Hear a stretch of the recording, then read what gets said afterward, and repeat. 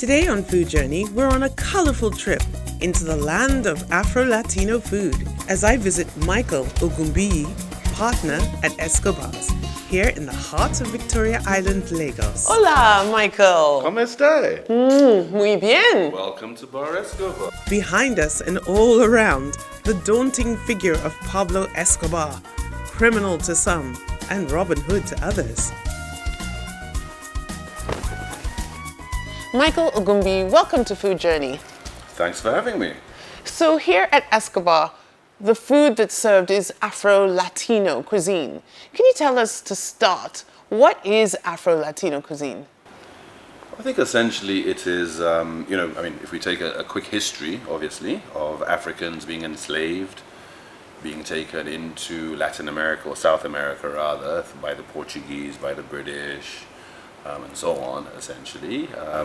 When Africans got there, they found common ingredients that are basically used in Nigeria, or rather in Africa, and were able to essentially use that and use the various ingredients that are available there and make a blend of food, essentially, that would be commonplace here.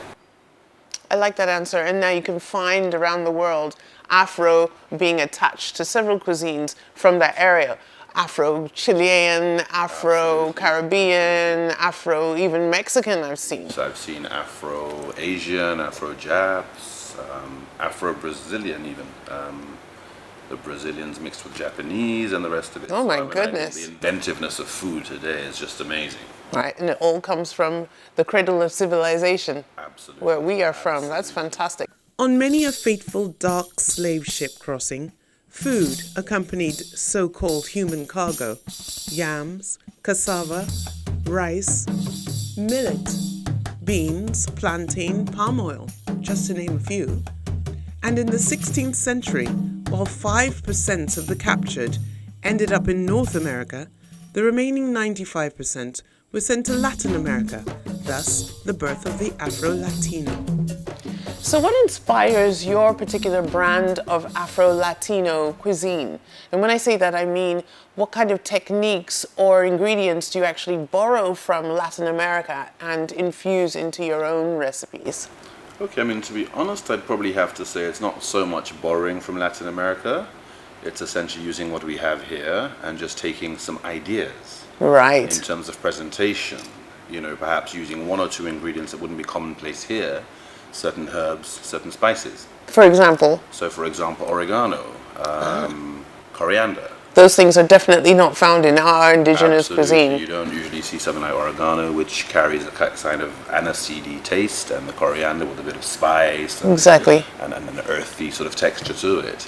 These are things that aren't really commonplace in our cuisine. You find those in Latin America, you find those in Indian cuisine, and other countries that use many, many spices in their food. Right. So I think that's really where we have taken, some of the herbs and spices from there. What about the meats? For instance, I know that in Latin America, pork is big, whereas it's not necessarily big here in Nigeria across the board. So do you use pork in different forms? I know there's things like chorizo, which comes from Latin America and South America. Tell me what kind of proteins that you would use. So for example, typically we use the usual ones, your chickens, your beef, your goat meat, your lamb, as well as, fish, different types of fish found here. Then aside from that, we introduce pork. Right. Pork essentially, yes, is not something that we find in Nigerian or West African cuisine per se. So the chorizo is basically a spicy sausage with smoked paprika and some other spices in it. Very delicious, can be kind of overpowering, but now you have sort of a salty bacon in there, as well as pork fillet. So these are basically three types of pork rather that go into a particular dish. Why pork? Pork can be preserved like other meats, cured and so on. So these are techniques that were used in South America to prolong the life of their meats, of their fish for that matter, basically anything consumable. And we found the same thing. I'm sure a lot of these smoking and preservation techniques also came from Africa. You know, obviously slaves then on plantations had very little to eat except what was cultivated or what was sort of given to them, the offals, the offcuts and whatnot. And this is the birth of all these huge stews which have various different elements in them. I was researching and I found a stew that has not only pork but also shrimp in it and meat in it and offcuts, etc. and fruit, in fact. So it was sort of like what was available. And those dishes went on to sort of be staples. When we talk about our own indigenous product, things like plantain, yam, our rice, our beans, etc., these things traveled as well. And they evolved, as we've been talking about. Now here in Nigeria, I find that we're sort of we stick to traditional recipes, things that have been passed down, etc., and we sort of dare not change them. But now we see things changing a little bit. What's your take on that whole subject? The essence of not changing, as you basically said, is a case of we have learned recipes handed down generation after generation, so the attitude is why change it. Exactly. Legacy is made in a particular way in one family, that's what they will stick to. But I think with the modern cuisine coming up, we see it in the UK, we've seen it in the States, we're seeing it here. You know, a basic thing like jollof rice, suddenly today it's all the woo, you have jollof rice balls. We can see this in these two tantalizing examples of traditional and modern banga soup dishes. But there's a certain appeal to that. I mean, if I look at a big bubbling bowl of, you know, efo or gusi or okra, you know, I'm like, I want to dive into that, you know, so. You know, it's exactly that, and that is maybe something that's more cultural to us here in Africa than anywhere else. So here, I think we're a little bit more like the French. We're not that worried about the visual. First thing is, up to your nose, you smell the food and you are taking in that savor. Are you talking about the francophone French person, or are you talking about the Parisian? I'm going to Europe, for example, now, and saying that a French person, his first thing is smelling the food in front of him. The British, it's visual. Oh, I might beg to differ there a little bit with seafood. You know, it's exactly that, and that is maybe something that's more cultural to us here in Africa. Michael, what is the most interesting ingredients that you have worked with when you're creating your Afro-Latino dishes? I think interestingly it's plantain. Ah. Because there's so many different things one can do with plantain. I think, you know, if we take what we do with it here in Nigeria, we boil it, we bake it, we roast it, we fry it. Yes. Plantain can be used for very many things. For example, take a look at these patacones. Smashed and fried green plantain, topped with a green and herby chimichurri sauce. What specifically are you going to make for me today? I'm very excited to taste some of this beautiful food. Okay, so we're doing a rice dish, we're doing a barbecue chicken, and then we're doing plantain in 3 different ways.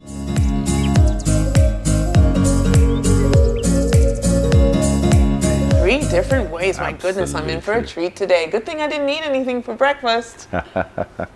So we're going into the kitchen soon? Yes, why not? But I think before that, I think I should make you a cocktail.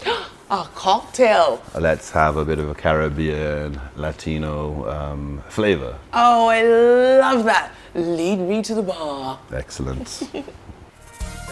I was about to be treated to some fruity temptation. Okay, Michael, I'm ready for this cocktail. Wonderful. So just going to give you a taste of the Caribbean. Fantastic. So when we're talking about drinks that go with Afro-Latin food, what would you suggest for some of the foods that you're making tonight?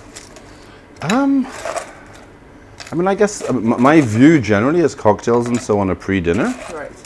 So really it would be down to your preference. I would tend to say that based on climate and everything else, you want something light, fruity, cool. Yeah. So when you're using so the main thing is don't taste the alcohol too much. It may be potent, but don't taste the alcohol too much.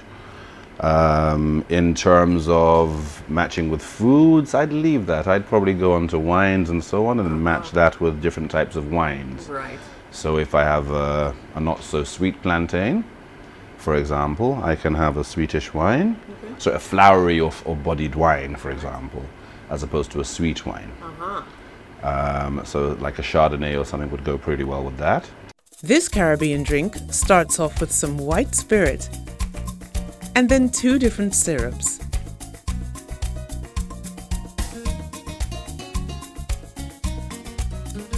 And some lime juice. After, it's an assortment of fruit juices.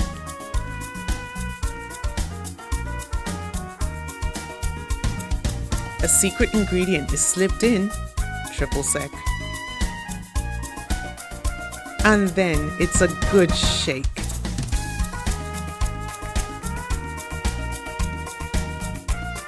This is just for a bit of fun, to add a bit of color, but it also has quite a nice flavor. It's the blue curacao. So we don't even want to mix that. Let that just drip down. Bleed into it. Have the colors mixing in themselves. It's lovely. It's like the Caribbean Sea. Absolutely. Haven't named this one yet, but... Oh, I will. Don't worry. I think I'll call it a taste of the Caribbean Sea. What do you think? Perfect. So here we have a new cocktail, the Taste of the Caribbean Sea. We saw this here first at Bar Escobar. Yeah. Okay. And there we go. Caribbean Sea, cheers. Cheers. Now it's taste.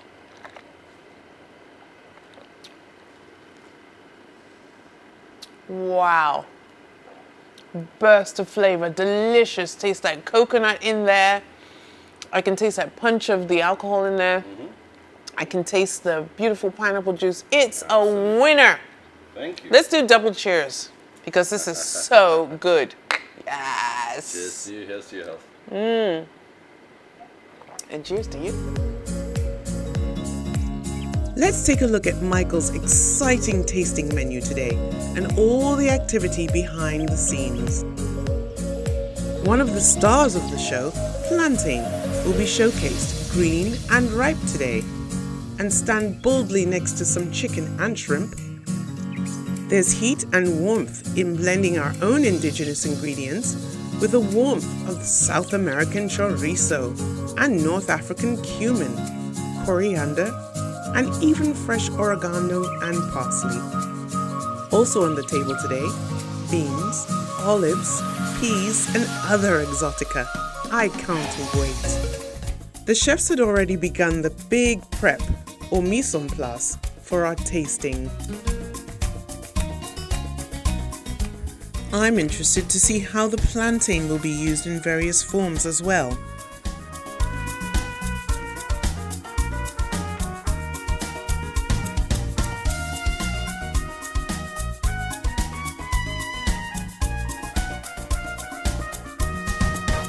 Our chef is certainly whizzing away with that knife to make everything ready for the pan.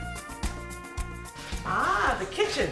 Yes, this is where the magic happens. Lead the way. Come on in. I can see already that we have some, smells like butter Absolutely. going on in there, and Just some some onions. Very finely chopped onions, basically. Fantastic. Is this for the rice dish? This is for the rice dish. This is an arroz mixto, Wow. colombiana. So I it's love basically a Colombian mixed rice. Literally, you could put as much seafood as you wish into it, as well as pork, chicken, different types of pork. The pork fillet first. Wow. That takes obviously a lot longer to cook than the chicken and the shrimp and the bacon and chorizo. I love the way it smells. It's almost kind of like a paella happening in a way. Absolutely, a lot faster than a paella, but it infuses all the tastes very quickly. The butter is obviously a secret to it. Right, and That soaks right into the rice eventually. Incredible. You can see it's quite subtle. It shouldn't be overbearing with each ingredient, because it's the melange of the ingredients together that bring this rice together.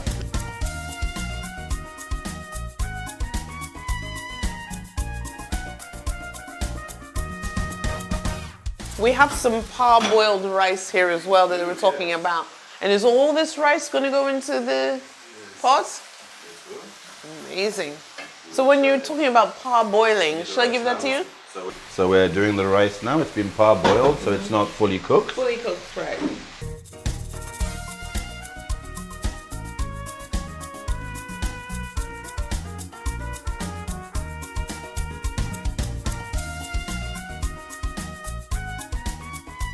Right. The beauty of this now is you can see that the rice is individually grained. It's not mushy.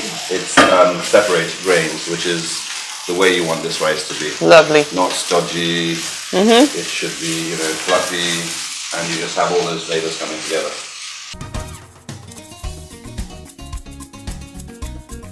My goodness, look at that color change now.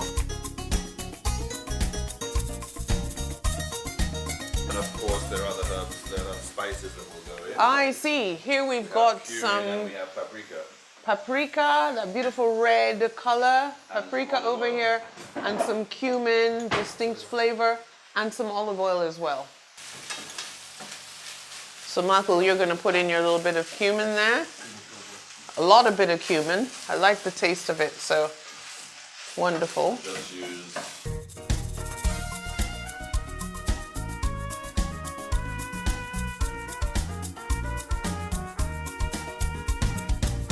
Last in, the shrimp and bacon.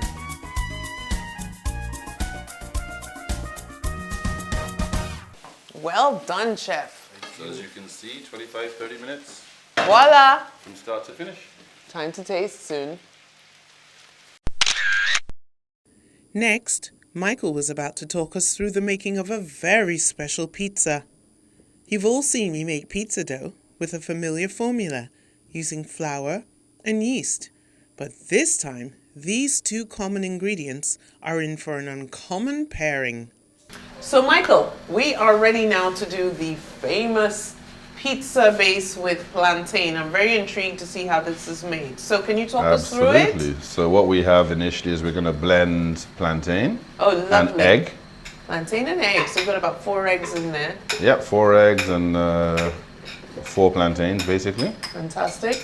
So it's an equal proportion. That's going to be blended together on its own first, so you get a nice smooth and silky texture before adding the other ingredients. Right.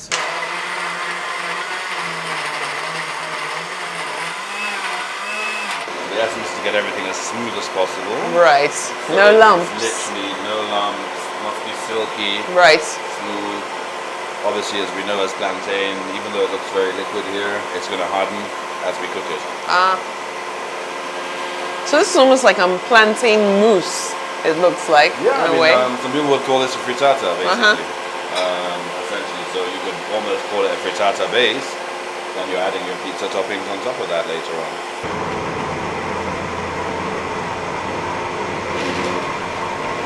You now have the texture you want. Okay, can we have a look at that? So you should see that is nicely blended, Ooh, look at very that. smooth. The egg has Frothy folded and- properly into the plantain. Yeah? Good. So what's the next thing? To the blend, salt, garlic, paprika, pepper, oregano, parsley, and a little olive oil. Blend this again, and the base mixture is ready.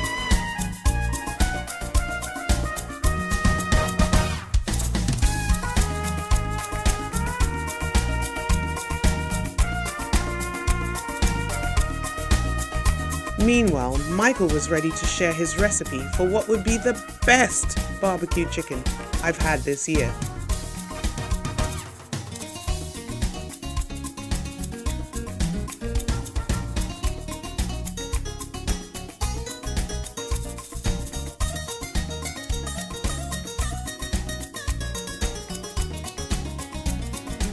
All the ingredients must be really thoroughly incorporated after each addition. So it's about getting your hands in and literally massaging in the flavors. And you can see by Michael's expression that there's a joy in the execution.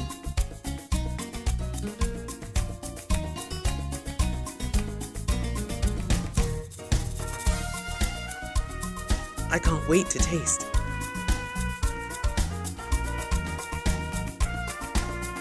This is what has excited me so far about the ingredients and techniques we've been seeing.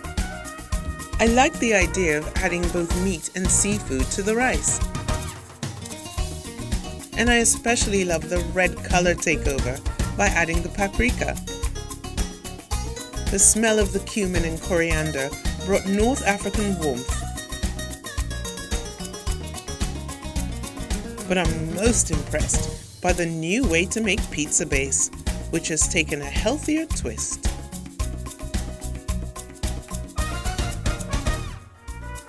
Chef is finishing off the plantain pizza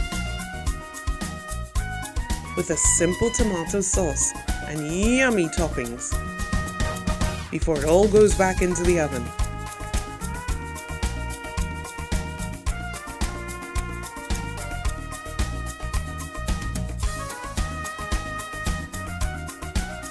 Voila! The evening's guests were arriving now for our chef's tasting, and I was pumped for what was to come. These are patacons, plantains smashed and fried twice, served with a chimichurri sauce. This is aborojado, a battered deep-fried plantain stuffed with cheese. And the arroz mixto is sitting pretty next to the fabulous chicken. Wow, this is incredible! And I'm so glad that we have guests here to taste this food with us. Michael, have you got anything to say before we dig in? Blood, sweat, and tears. Blood, sweat, and tears, and joy. You heard them, everybody. Let's get started. Dig in, guys. Yeah! Fantastic.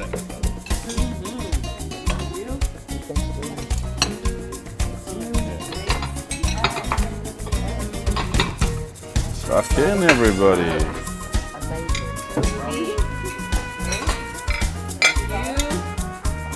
Oh, I see somebody couldn't wait.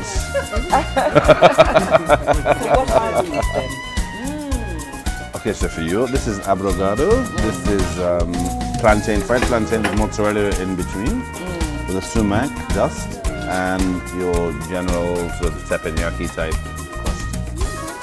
So good. It's amazing. This is a plantain-based pizza. It's the best pizza I've ever had, actually. Love it, love it, love Oh wow, that's good.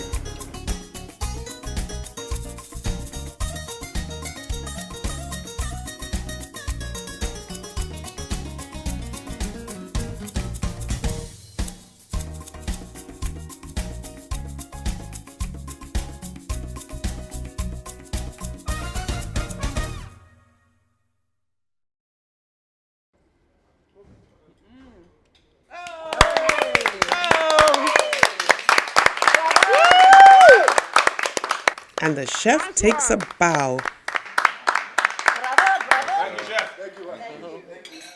All I can say is we got so much to eat here. Maybe we need to say goodbye from Food Journey right now and get stuck in royally. Yeah. So from all of us here tonight, it's goodbye from Food Journey. Bye. See you next time.